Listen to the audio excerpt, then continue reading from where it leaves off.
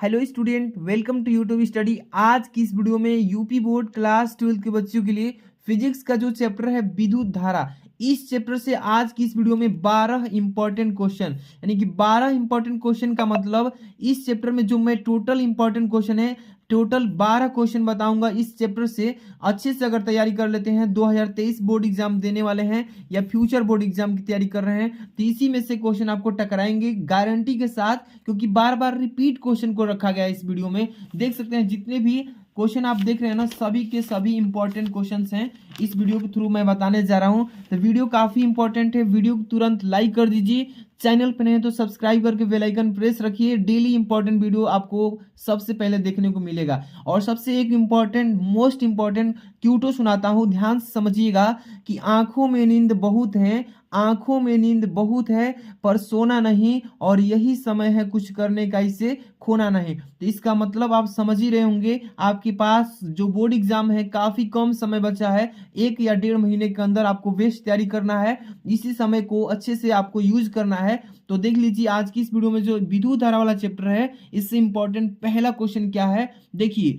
मुक्त इलेक्ट्रॉनों का अनुगमन वेग या अपवाह वेग किसे कहते हैं? ऐसे ही पेपर में पूछेगा। क्या पूछेगा कि मुक्त इलेक्ट्रॉनों का अनुगमन वेग या अपवाह वेग किसे कहते हैं, इसको परिभाषित कीजिए। तो सबसे पहले इसको अच्छे से आपको रिवीजन करना है, ट्रिक के साथ समझ करके तैयारी करना है, ठीक है। मुक्त इलेक्ट्रॉनों का अनुगमन वेग क्या है? सबसे पहले ध्यान समझिए कि जब किसी चालक के सिरों के, एक चीज समझिए, चालक किसे कहते हैं? जैसे तार देखे हो ना घर पर, वही तार समझिए कि चालक है। कि जब किसी चालक के सिरों के बीच बैटरी द्वारा विभवांतरित, यानी विभवांतरित स्थापित किया जाता है, विभवांतर स्थापित किया जाता है, तो इसके मुक्त इलेक्ट्रॉन पर एक नियत विद्युत बल कार्य करता है।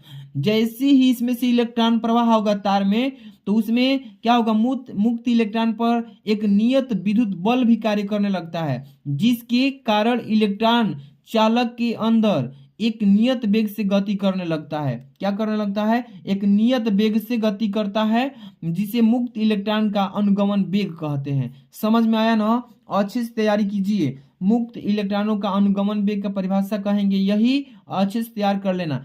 इसके बाद नेक्स्ट क्वेश्चन यहाँ पे देखिए, 2 नंबर। बहुत इंपॉर्टेंट क्वेश्चन को इस वीडियो में सेलेक्ट किया गया है। पहला के बाद दूसरा है कि धारा एवं अनुगमन वेग में संबंध लिखिए तथा प्रतीकों का अर्थ भी समझाइए। इस तरीके से पेपर में पूछेगा। तो इसके मतलब कि पहले धारा घन तो समझ, पहले धारा एवं अनुगमन वेग में संबंध पूछा है, तो इसका संबंध होता है I = NE/AVD होता है, ठीक है। अब इसके संकेत को यहाँ पे बताने के लिए बोला है, तो संबंध यही होगा। संकेत पहले समझिए, जहां पर N जो है, इसमें ये चालक के एकांक आयतन में मुक्त इलेक्ट्रॉनों की संख्या कहलाता है, N, ठीक है। इसके बाद E जो है, इसमें E जो है इलेक्ट्रॉन का आवेश है, चार्ज ऑफ इलेक्ट्रॉन। यहाँ पे देखिए A जो है चालक का अनुप्रस्थ क्षेत्रफल है, ये क्या है? चालक का अनुप्रस्थ क्षेत्रफल कहलाएगा। इसके बाद Vd क्या है? Vd ध्यान से देखिए, Vd जो है मुक्त इलेक्ट्रॉन का अनुगमन वेग, तथा I जो है चालक में बहने वाली धारा है। समझ में आया ना? यही संबंध है, इसको अच्छे से आपको तैयार कर लेना है कि धारा एवं अनुगमन वेग में संबंध और तथा इसके प्रतीकों को समझाइए। तो आपको एक एक चीज समझा दिए। धारा एवं अनुगमन में क्या होता है? I = NE/AVD, और सबके बारे में मैंने बता दिया है, ठीक है, प्रतीक। आगे चलेंगे, क्वेश्चन नंबर यहाँ पे 3rd। एक एक क्वेश्चन को अच्छे समझना है आप लोगों को, ध्यान से देखिए। 3rd नंबर क्वेश्चन जो है, इसमें लिखा गया है कि धारा घनत्व एवं अनुगमन वेग में संबंध को लिखिए। तो इसका फॉर्मूला क्या होता है? J = NE/VD होता है। याद रखिएगा, धारा घनत्व J = NE/VD।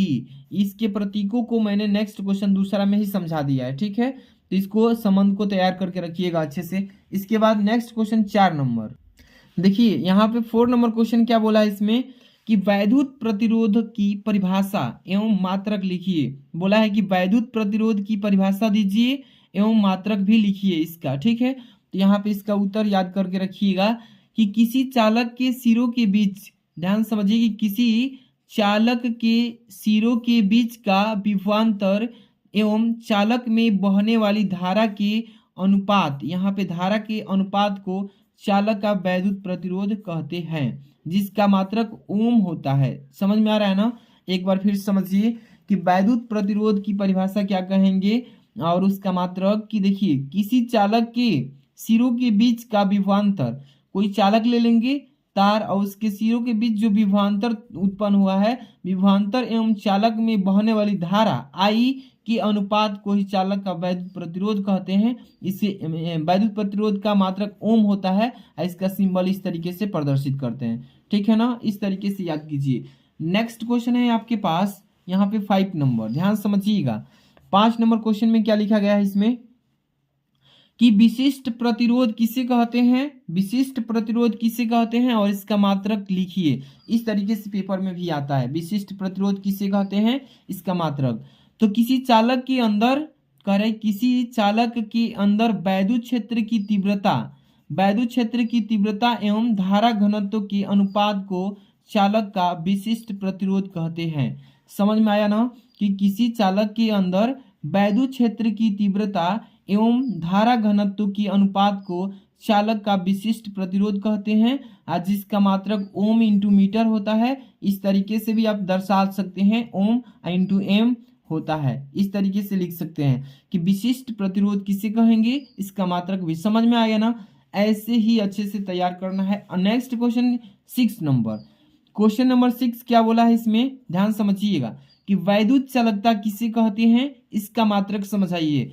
तो वैद्युत चालकता पहले समझिए, इसके बाद मात्रक देखिएगा। देखिए वैद्युत प्रतिरोध के व्युत्क्रम को वैद्युत चालकता कहते हैं। समझ में आया ना? कि वैद्युत प्रतिरोध के व्युत्क्रम को मतलब उल्टा को ही वैद्युत चालकता कहते हैं। इसका मात्रक ओम इनवर्स या महो होता है, ठीक है? महो भी दर्शा सकते हैं या ओम इनवर्स भी दर्शा सकते हैं। यही है वैद्युत चालकता, ठीक है? इसका मात्रक था। नेक्स्ट क्वेश्चन देखिए 7 नंबर क्वेश्चन का ध्यान से देखिए, कह रहा है इसमें, नेक्स्ट क्वेश्चन है अनोमीय परिपथ किसे कहते हैं, इसका एक उदाहरण भी दीजिए। अनोमीय परिपथ किसे कहते हैं, इसका एक उदाहरण भी दीजिए। इस तरीके से पेपर में आएगा, 100% इसको तैयार कर लीजिएगा। और जो भी बच्चे अभी तक इस वीडियो को लाइक नहीं किए हैं, प्यारा सा लाइक कीजिए, कमेंट करके बताइएगा कि किस टाइप की आपको वीडियो चाहिए, किस चैप्टर की वीडियो चाहिए। न्यूमेरिकल की वीडियो आने वाली है, डेरिवेशन जो आता है निगमन करने के लिए, उसका भी वीडियो आपको डेली मिलेगा। फिजिक्स में, केमिस्ट्री में, बायो में और मैथ में, मतलब कि हिंदी इंग्लिश सबकी बेस्ट तैयारी कराने की कोशिश करेंगे इस चैनल से। तो आप लोग जुड़े रहिएगा और प्यारा सा एक लाइक, कमेंट और चैनल पर नए हैं तो सब्सक्राइब करके रहिएगा। यहाँ पे देखिए उसका उत्तर अनोमीय परिपथ क्या है, इसका पहले उदाहरण भी देंगे। सबसे पहले परिपथ समझिए, वह परिपथ जो ओम के नियम का पालन नहीं करता है, ओम का जो नियम है उसका पालन नहीं करता है, उसे अनोमीय परिपथ कहते हैं या कहलाता है। इसमें वोल्ट एवं धारा के बीच ग्राफ खींचने पर एक वक्र रेखा प्राप्त हो जाता है, ठीक है?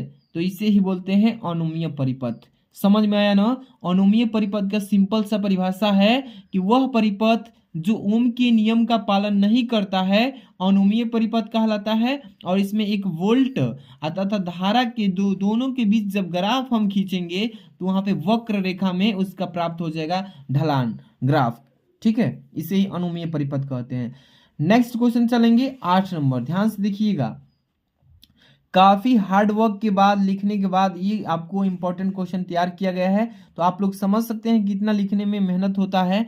तो इसके लिए आपको ज़्यादा से ज़्यादा अपने दोस्तों में शेयर कीजिए वीडियो को, या व्हाट्सएप के स्टेटस में, मतलब स्टोरी स्टेटस में लगा दीजिए वीडियो का लिंक को, ताकि और भी बच्चों को हेल्प मिले, ठीक है? अगला क्वेश्चन है 8 नंबर, आवेश की गतिशीलता से आप क्या समझते हैं? आवेश की गतिशीलता से आप क्या समझते हैं? तो यहाँ पे उत्तर लिखेंगे कि मुक्त इलेक्ट्रॉन का अनुगमन वेग, यहाँ पे समझिए कि मुक्त इलेक्ट्रॉन का अनुगमन वेग तथा विद्युत क्षेत्र की तीव्रता की अनुपात को आवेश की गतिशीलता कहते हैं। समझिए कि मुक्त इलेक्ट्रॉन का अनुगमन वेग तथा विद्युत क्षेत्र की तीव्रता की अनुपात को आवेश की गतिशीलता कहते हैं, जिसे म्यू या म्यू इस तरीके से भी लिख सकते हैं, या सिंबल जो है इस तरीके से भी बनाकर व्यक्त कर सकते हैं, जिसे हम क्या बोलते हैं, आवेश की गतिशीलता। अब देखिए यहाँ फार्मूला इसका याद रखिए कि म्यू = होता है VD/कैपिटल E। ये वाला फार्मूला आपको अच्छे से तैयार करके रखना है। ऐसे ही लिख सकते हैं। अगर कोई न्यूमेरिकल आता है तो इस फॉर्मूले का यूज करके कर लेंगे। नेक्स्ट क्वेश्चन यहाँ पे 9 नंबर, देखिए ध्यान से। 9 नंबर क्वेश्चन क्या पूछा है इसमें कि सेल के आंतरिक प्रतिरोध से आप क्या समझते हैं। देखिए सेल के आंतरिक प्रतिरोध, आंतरिक का मतलब होता है अंदर, और अंदर का जो प्रतिरोध होता है उसका, उसी को परिभाषित करना होता है कि सेल के आंतरिक प्रतिरोध से आप क्या समझते हैं। परिभाषा इसका देखिए, कहेंगे कि जब सेल के अंदर धारा प्रवाहित होती है, कोई भी सेल ले लेते हैं और उसके अंदर की आंतरिक प्रतिरोध को पता करना होगा। तो जब सेल के अंदर धारा प्रवाहित होती है तो उसके बिलियन, जो सेल बनाया गया है उसके बिलियन में, बिलियन के अणु द्वारा धारा के मार्ग में अवरोध पैदा होता है। अवरोध मतलब रुकावट पैदा होता है, जिसे सेल के आंतरिक प्रतिरोध कहते हैं। एक बार फिर से समझिए कि देखिए सेल के आंतरिक प्रतिरोध को परिभाषित करेंगे कि जब सेल के अंदर धारा प्रवाहित होती है तो उसके विलयन के अणु द्वारा धारा के मार्ग में अवरोध पैदा होता है, जिसे सेल के आंतरिक प्रतिरोध कहते हैं। ये क्वेश्चन काफी इंपॉर्टेंट है, सबको अच्छे से तैयार करना है। नेक्स्ट क्वेश्चन है 10 नंबर। इससे पहले कि थोड़ा सा इसको भी देख लीजिए कि जिसे स्मॉल आर से व्यक्त करते हैं, ठीक है, इसका मात्रक ओम होता है, ठीक है, ये चीजें क्लियर होना चाहिए। नेक्स्ट क्वेश्चन है 10 नंबर, ध्यान से देखिएगा। क्वेश्चन नंबर 10 क्या बोला है इसमें कि सेल का आंतरिक प्रतिरोध किन किन बातों पर डिपेंड करता है, यानी कि निर्भर करता है। ये पेपर में पूछेगा कि सेल का आंतरिक प्रतिरोध किन किन बातों पर निर्भर करता है। तो याद रखिएगा, देखिए सेल का आंतरिक प्रतिरोध निम्न बातों पर निर्भर करता है। पहला नंबर देखिए कि प्लेटों के बीच की दूरी पर, पहला नंबर जो प्लेट उसमें बैठाए गए होंगे उनकी बीच की दूरी कितनी है उस पर डिपेंड करेगा। किस तरह, सेल का आंतरिक प्रतिरोध उनकी प्लेटों के बीच की दूरी के समानुपाती होता है।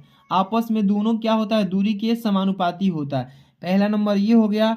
दूसरा नंबर देखिए ध्यान से, प्लेटों के क्षेत्रफल पर, मतलब प्लेट कितना लंबा चौड़ा है, प्लेटों के क्षेत्रफल पर, यानी कि सेल का आंतरिक प्रतिरोध प्लेटों के क्षेत्रफल के व्युत्क्रमानुपाती होता है। क्या होता है, उसके उल्टा होता है, यानी कि व्युत्क्रमानुपाती के रूप में होता है। तो ये दूसरा था। तीसरा नंबर देखिए, तीसरा नंबर क्या बोला है, तीसरा नंबर की विलयन की सांद्रता पर। तीसरा क्या है, विलयन की सांद्रता पर। इसमें क्या है कि सेल का आंतरिक प्रतिरोध विलयन की समानुपाती होता है। विलयन की सांद्रता पर, इसका मतलब सेल का आंतरिक प्रतिरोध विलयन की समानुपाती होता है। ये तीन आपको जो है बातों पर निर्भर करता है। अच्छे से इसको तैयार रखिएगा। प्लेटों के बीच की दूरी पर, यहाँ प्लेटों के क्षेत्रफल पर, और तीसरा है विलयन की सांद्रता पर। इसको अच्छे से तैयार कर लीजिएगा। अगला क्वेश्चन देखेंगे यहाँ पे 11 नंबर, ध्यान समझिएगा। 11 नंबर क्वेश्चन, धारा घनत्व से आप क्या समझते हैं। धारा घनत्व के बारे में भी पूछेगा पेपर में, परिभाषित करने के लिए बोलेगा कि धारा घनत्व से आप क्या समझते हैं। तो किसी चालक में बहने वाली धारा एवं उसके क्षेत्रफल के अनुपात को धारा घनत्व कहते हैं। याद हो गया कि किसी चालक में बहने वाली धारा एवं उसके क्षेत्रफल के अनुपात को धारा घनत्व कहते हैं। इसे जे से व्यक्त करते हैं। किस चीज से, जे से प्रदर्शित करते हैं। और जी बराबर फॉर्मूला होते हैं आई अपान ए, यानी कि आई है धारा, ए है क्षेत्रफल, जे इक्वल टू होता है आई अपान ए, और इसका मात्रक होता है एम्पियर प्रति मीटर स्क्वायर धारा घनत्व का। याद रखिएगा। इसके बाद है लास्ट क्वेश्चन इस चैप्टर का, इंपॉर्टेंट क्वेश्चन 12 नंबर। ध्यान से देखिएगा, ये क्वेश्चन काफी इंपॉर्टेंट है। क्वेश्चन नंबर 12 देखिए, इस वीडियो का आखिरी क्वेश्चन है और जो कि काफी इंपॉर्टेंट भी है। लिखा है कि धारा व वोल्टता संबंधित किरचॉफ का नियम बताइए। कह रहा है कि धारा और किसके, वोल्टता के संबंधी किरचॉफ का नियम भी आप समझाइए। इस तरीके से पेपर में क्वेश्चन आएंगे।